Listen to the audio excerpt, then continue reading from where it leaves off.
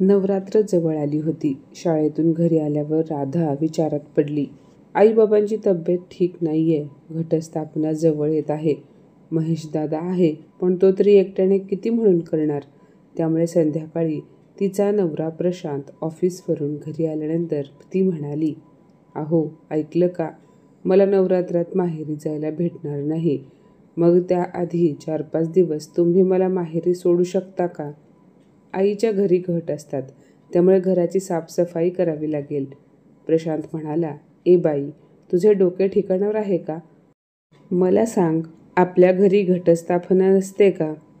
आणि ह्यावेळी घटस्थापनेच्या आधी आईचा वाढदिवस आहे, त्यामुळे माझी बहीणसुद्धा येणार आहे.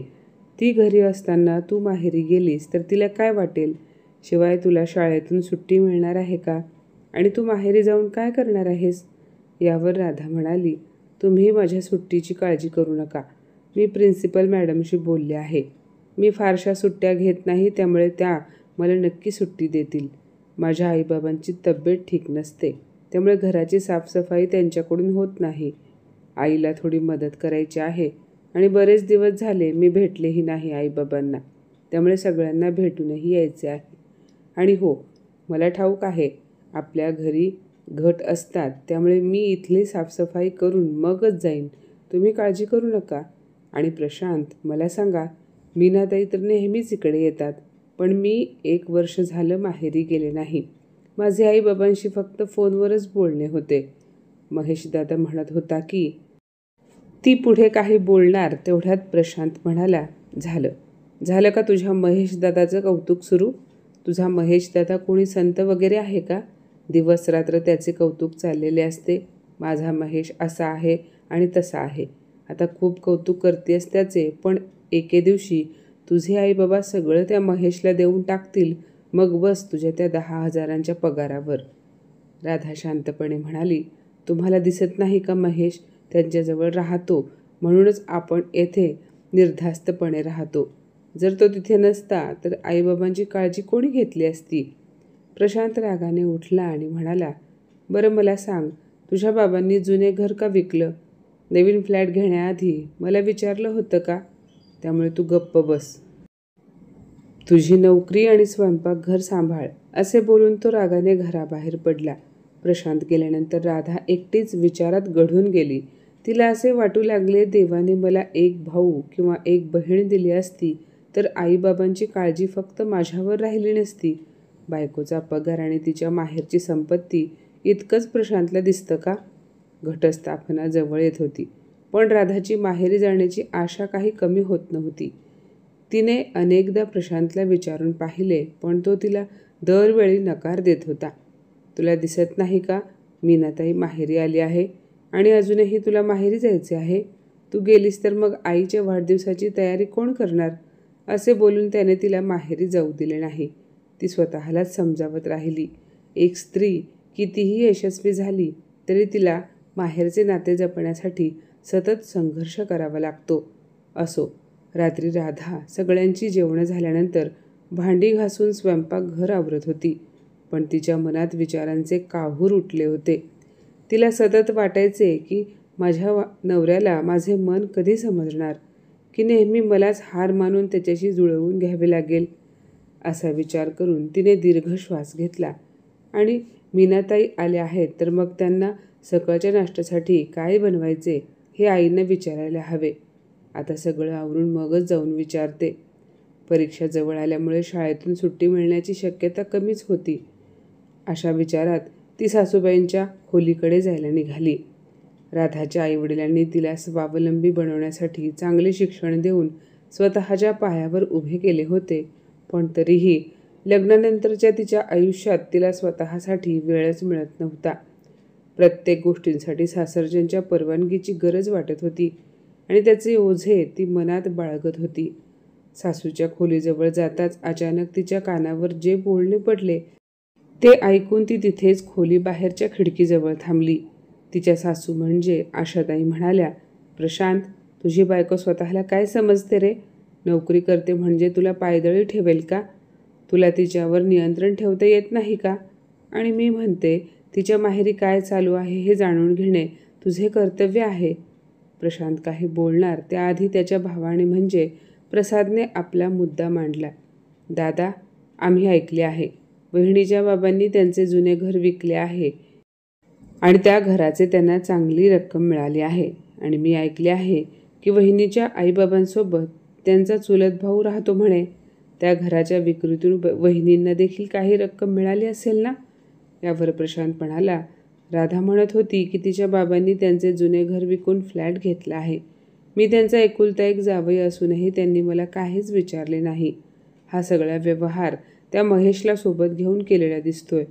मग आई, मला सांग, मी राधाच्या आईबाबांना हे सगळं स्वतःहून विचारून माझी किंमत कमी करून घेऊ का?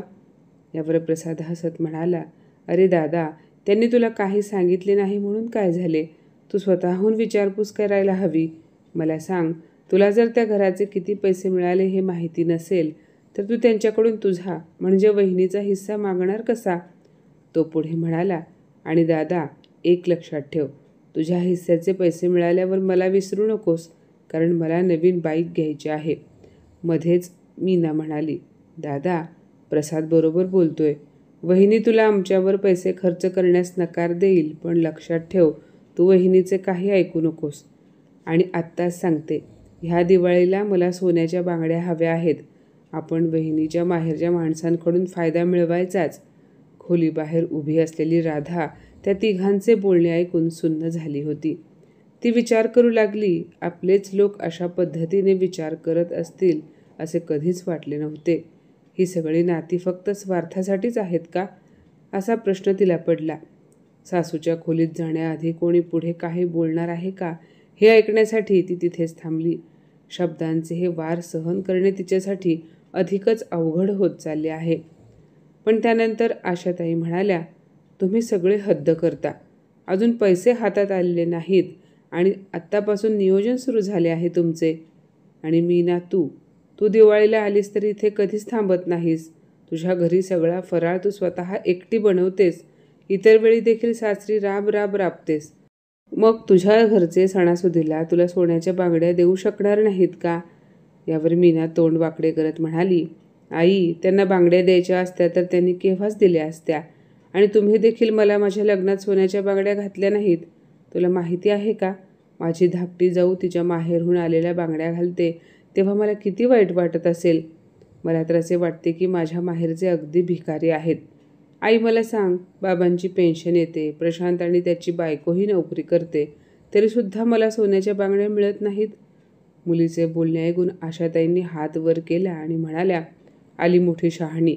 आता ही चर्चा थांबवा, मला प्रशांतसोबत थोडेसे बोलायचे आहे. प्रशांत कुतूहलाने म्हणाला, आई, तुला माझ्याशी काय बोलायचे आहे?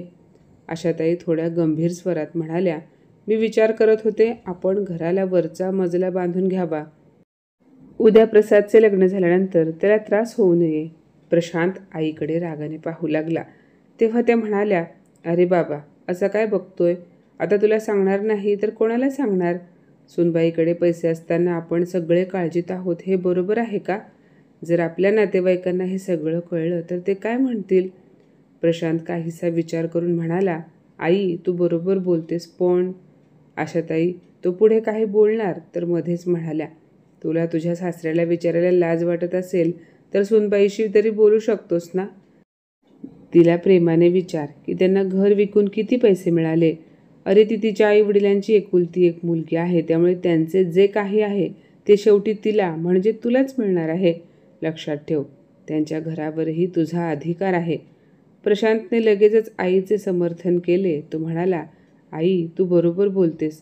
आशाताई पुढे म्हणाल्या, आम्हाला तर विश्वासच बसत नाही की सुनबाईने तुला अजून काही सांगितले नाही आणि तिच्या काकांचा मुलगा तिच्या आईवडिलांसोबत का राहतो?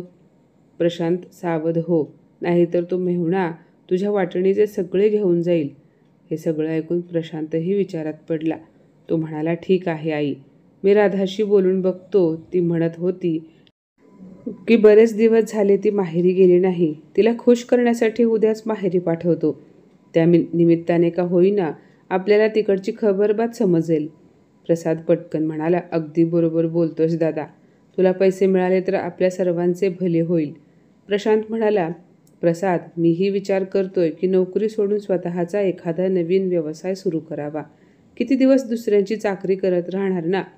राधा हे सगळं ऐकून स्तब्ध होती. तिच्या मनात नुसते विचारांचे वादळ सुरू झाले. ती मनात म्हणाली, माझ्या सासरच्या मंडळींचे माझ्याशी असलेले नाते प्रेमाचे आहे की फक्त स्वार्थाचे? प्रशांत म्हणाला, ठीक आहे आई, मी राधाशी बोलतो, तिला विचारून पाहतो त्यांना नेमके किती पैसे मिळाले आहेत आणि तिने मला सगळं सांगितलं पाहिजे. शेवटी मी तिचा नवरा आहे. तिच्या आईवडिलांना माझ्याशिवाय या जगात दुसरे कोण आहे? प्रशांतचे बोलणे संपताच राधा रडत तिच्या खोलीत निघून गेली. त्या सर्वांच्या बोलण्याचा विचार करून करून तिचे डोके दुखायला लागले. ती डोक्याला घट्ट रुमाल बांधून बसली होती. तेवढ्यात प्रशांत खोलीत आला आणि राधाला पाहून म्हणाला, काय झाले? अशी डोक्याला रुमाल बांधून का बसली आहेस? बरं ते राहू दे. तू म्हणाली होतीस ना तुला माहेरी जायचे आहे, तर यावेळी मी सुद्धा तुझ्याबरोबर येणार आहे. हे ऐकताच राधा चकित होऊन म्हणाली, का? तुम्ही माझ्यासोबत माहेरी का येणार आहात आणि अचानक तुम्हाला मला माहेरी का पाठवायचे आहे? प्रशांत म्हणाला, अगं राणी, तुझ्या आईबाबांना तुझ्या आणि माझ्याशिवाय दुसरे कोण आहे? त्यामुळे तुझ्या माहेरच्या सगळ्या जबाबदाऱ्या माझ्या आहेत आणि म्हणूनच तिथे नेमके काय चालले आहे हे मला समजणेही महत्त्वाचे आहे. आणि तसेही या नोकरीच्या आधारावर मी माझे स्वप्न कसे पूर्ण करणार आहे? प्रशांतच्या बोलण्यातून नकळत सत्य बाहेर पडले. ते त्याला जाणवले तेव्हा राधा संतापून म्हणाली, तुमच्या मनातले सत्य शेवटी तुमच्या तोंडून बाहेर आलेच, नाही का? किती लोभी आहात तुम्ही लोक. नेहमी काही ना काही निमित्त काढून माझ्या माहेरी पैशांसाठी मागणी करत असता. जणू काही तुम्ही स्वतः कमावून माझ्या आईवडिलांना दिले आहेत. ती पुढे म्हणाली, तुम्हाला आठवते का, जेव्हा माझ्या आईवडिलांना तुमच्या घरच्यांची गरज होती तेव्हा ना तुम्ही ना तुमच्या घरातले कोणी त्यांच्या मदतीसाठी पुढे आले. उलट गेल्या वर्षी मीनाताईंच्या लग्नासाठी बाबांनी FD मोडून तुम्हाला पैसे दिले होते, पण अजूनही तुम्ही ते परत केलेले नाही. तुम्ही कधी विचारले सुद्धा नाही की त्यांना पैशांची गरज आहे का? प्रशांतने थोड्या अपराधी भावनेने उत्तर दिले, माझ्याजवळ एवढे पैसे नव्हते, नाहीतर मी परत केलेच असते. शिवाय आता ह्या वयात तुझ्या बाबांना पैशांची काय गरज आहे? राधा संतापून म्हणाली, गरज नाही. 4 महिन्यांपूर्वी बाबांना हार्ट अटॅक आला होता. तेव्हा तुम्ही ना मला जाऊ दिले, ना स्वतः किंवा तुमच्या घरातले कोणी तिथे त्यांच्या सेवेसाठी गेले. त्यावेळेला माझ्या आईची किती वाईट अवस्था झाली होती हे तुम्हाला ठाऊक आहे का?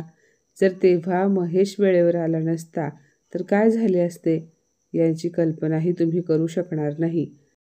तेव्हा प्रशांत म्हणाला, तुला तुझा चुलत भाऊ आलेला बरोबर आठवतो, पण हे आठवत नाही की मीही रोज बाबांना भेटायला जात होतो. यावर राधा म्हणाली, हो, तुम्ही जात होतात, पण संध्याकाळी तोंड दाखवून लगेच परत येत होतात. एकदा तरी विचारण्याची तसदी घेतली असती की पैशांची सोय कशी करणार आहात. आणि तुम्हाला माहिती होते की बाबा गेल्या वर्षीच रिटायर्ड झाले होते. प्रॉपर्टीच्या नावावर त्यांच्याजवळ फक्त त्यांच्या आईवडिलांचे जुने घर होते. प्रशांत चिडून म्हणाला, बस कर राधा, आता तुझ्या बाबांवर उपचार झाले आहेत ना, ते वाचलेत ना, मेले तर नाहीत ना. आता याच गोष्टींसाठी भांडत राहणार आहेस का? राधाचे डोळे पाण्याने भरले. ती म्हणाली, हो, बाबा वाचले, पण त्यांना वाचवण्यासाठी माझ्या आईने आणि महेश दादाने काय काय केले याची तुम्हाला कल्पना नाही. त्यावेळी लोकांकडून पैसे उसने घेऊन उपचार केले. जर तसे केले नसते तर काय झाले असते माहिती नाही. आणि तेच उसने पैसे परत करण्यासाठी बाबांना त्यांचे घर विकावे लागले. आता उरलेल्या पैशांमधून त्यांनी स्वतःसाठी फ्लॅट घेतला आहे आणि आता ते तिथे राहत आहेत. असे बोलून राधा मोठ्याने रडू लागली. पण बाजूला बसलेल्या प्रशांतच्या चेहऱ्यावर जराही लाज किंवा अपराधीपणा दिसत नव्हता. तेवढ्यात आशाताईंनी राधाला आवाज देऊन बोलावले, सुनबाई, जरा माझ्या खोलीत ये. राधाला लगेच समजले की तिला सासूने का बोलावले आहे. राधा सासूच्या खोलीत गेली. आशाताई ज्या नेहमी फक्त आदेश देत असत, आज मात्र त्या गोड आवाजात म्हणाल्या, राधा, मी ऐकले आहे, तुझ्या बाबांनी त्यांचे घर विकून फ्लॅट घेतलाय आणि तुझ्या चुलत भावाला आपल्याजवळ ठेवून घेतले आहे. हे खरे आहे का? राधा शांत स्वरात म्हणाली, हो आई, तुम्ही जे ऐकले आहे ते अगदी खरे आहे. काही दिवसांपूर्वी त्यांनी घर विकले आहे. आता अजून काही विचारायचे आहे का? मला उद्याची तयारी करायची आहे, नाहीतर शाळेला जायला उशीर होईल आणि माझी एका दिवसाची सुट्टी लागेल. आशाताई हसत म्हणाल्या, राधा, थोडं स्वतःसाठीही विचार करत जा ना गं बाळा. काय झाले, एक दिवस सुट्टी लागली तर? तुझ्याकडे आमच्यासाठी वेळच नाही. थोडं आमच्याबरोबरही बोलत जा. राधा शांतपणे उभी होती. आशाताई पुढे म्हणाल्या, तुझ्या बाबांनी एवढे उसने पैसे का घेतले, ज्याला फेडण्यासाठी त्यांना इतकी घाई करावी लागली? ते पैसे नंतरही देता आले असतेच ना. राधाही म्हणाली, जर जावई मुलगा झाला असता तर लोकांकडून उसने पैसे घेण्याची वेळच आली नसती. आणि तसेही माझ्या बाबांनी देखील जावयाकडून कसलीच अपेक्षा केली नाही आणि त्यांना मुलगाही नाही जो त्यांचे कर्ज फेडेल किंवा त्यांच्या आजारपणात त्यांची मदत करेल. आईने तरी बाहेरची कामे कशी आणि किती करायची? बाबांचे ऑपरेशन झाल्यापासून महेशदादा त्यांच्यासोबत राहतो. बाबांना एकटे सोडून राहणे आम्हाला शक्य नाही. आशाताई अखेर त्यांच्या मुद्द्यावर येऊन म्हणाल्या, तुझे म्हणणे बरोबर आहे, पण ते घर कितीला विकले गेले हे तरी आम्हाला माहिती असायला हवे ना. शेवटी तू मुलगी आहेस आणि प्रशांत जावई आहे त्यांचा. यावर राधा काहीच बोलली नाही. तेव्हा प्रशांतही तिथे आला आणि तोही तेच म्हणाला की शेवटी मीही त्या घरचा जावई आहे. माझा देखील काही अधिकार आहे. मला सुद्धा हे माहिती हवे की घर विकून जे पैसे आले आहेत त्यातले काही पैसे शिल्लक आहेत की नाही. राधा शांत हसत म्हणाली, अरे हो, तुम्ही तर जावई आहात नाही का? ही गोष्ट तर मी पूर्णपणे विसरूनच गेले होते. बरे झाले तुम्ही आठवण करून दिलीत. बरोबर आहे, तुमचा सुद्धा अधिकार आहे सगळं माहिती करून घेण्याचा. चला आता मीच तुम्हाला सांगते. ती असे बोलताच घरातले सर्वजण कान टवकारून राधाचे बोलणे ऐकू लागले. ती म्हणाली, बाबांच्या ऑपरेशनसाठी खूप खर्च झाला होता आणि तो सगळा खर्च कर्ज काढून केला गेला आणि ते कर्ज फेडण्यासाठी त्यांच्याकडे वाडवडिलांच्या घराशिवाय दुसरे काहीच नव्हते. म्हणून आम्ही सगळ्यांनी मिळून हा निर्णय घेतला की ते घर विकून टाकायचे आणि त्यांनी तेच केले. यावर प्रसादने प्रशांतकडे एक इशारा केला. प्रशांत म्हणाला, त्यानंतर जे पैसे राहिले होते त्याचे काय? राधा शांतपणे म्हणाली, जरा धीर धरा, सगळं सांगणार आहे. सर्वात आधी त्यांनी आपले कर्ज फेडले. त्यानंतर आईबाबांना त्यांच्या राहण्याची खाण्यापिण्याची सोय करायची होती म्हणून एक फ्लॅट घेतला. थोडेफार पैसे शिल्लक राहिले ते मी त्यांच्या नावावर डिपॉझिट केले आहेत, म्हणजे त्यांना कोणासमोर हात पसरण्याची गरज लागणार नाही. तेव्हा अचानक आशाताई म्हणाल्या, राधा, राहिलेल्या पैशांमधून तुला काहीच मिळाले नाही का? मी ऐकले की खूप जास्त पैसे भेटले होते त्या घराचे आणि तू त्यांची एकुलती एक मुलगी आहेस. हे ऐकताच राधा उठून उभी राहिली आणि म्हणाली, आई, बास झालं. मुलीला फक्त पैसे घेण्याचा अधिकार आहे का? आईवडिलांची जबाबदारी कोण घेणार? आता मुलाचे कर्तव्य, जबाबदारी महेशदादा पूर्ण करत आहे. खरे तर तुम्ही तर त्याचे कौतुक करायला हवे, पण मी आईबाबांच्या पैशांबद्दल कसं विचारू शकते? शेवटी मी तुमची सून आहे. तुमच्या इज्जतीचे संरक्षण करणे माझे कर्तव्य आहे. त्यामुळे मी माझ्या आईबाबांना सरळ सांगून टाकले की सगळे पैसे महेशदादाला मिळायला हवे. म्हणून मी त्या पैशांवरचा हक्क सोडून दिला आणि आईबाबांना सांगून टाकले आहे की जो तुमची जबाबदारी घेईल त्याच्याच नावावर तुमचा फ्लॅट करा. कमीत कमी येणाऱ्या पिढीला धडा तरी मिळेल. आई, मी बरोबर केलं ना? राधाचे बोलणे ऐकून आशाताईंबरोबरच घरातील सगळ्यांच्या चेहऱ्यावर 12 वाजले. राधा आपले बोलणे पूर्ण करून शांतपणे तिच्या खोलीत निघून गेली. तेव्हा प्रशांत चिडून म्हणाला, तुझे डोके ठिकाणावर नाही. तू असे कसे करू शकतेस? तुला माहिती आहे ना तुझ्या काकांचा मुलगा महेश किती लोभी आहे. लोभामुळेच तो तुझ्या आईबाबांची सेवा करतोय. राधा शांतपणे म्हणाली, लोभामुळे का होईना तो त्यांच्यासोबत आहे. तुम्ही जर माझ्या आईवडिलांची सेवा केली असती तर मला आज माझ्या काकांच्या मुलाचे उपकार घ्यावे लागले नसते. जेव्हा हक्काची गोष्ट येते तेव्हा जावई पटकन मुलगा होतो, पण जबाबदारीची वेळ येते तेव्हा जावई कुठेच दिसत नाही. असे का?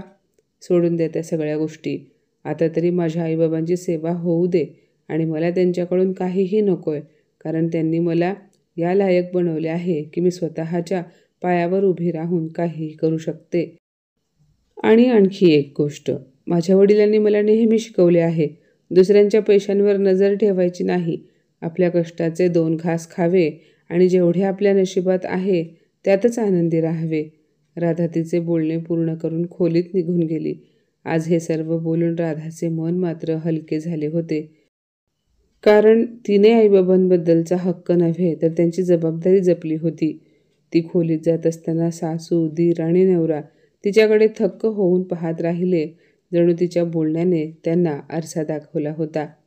तर माझ्या मित्रमैत्रिणींनो, आजची ही कथा तुम्हाला कशी वाटली कमेंटमध्ये नक्की सांगा. आणि अशाच नवनवीन कथा ऐकण्यासाठी प्रज्ञा मराठी स्टोरीजला नक्की सबस्क्राईब करा. धन्यवाद.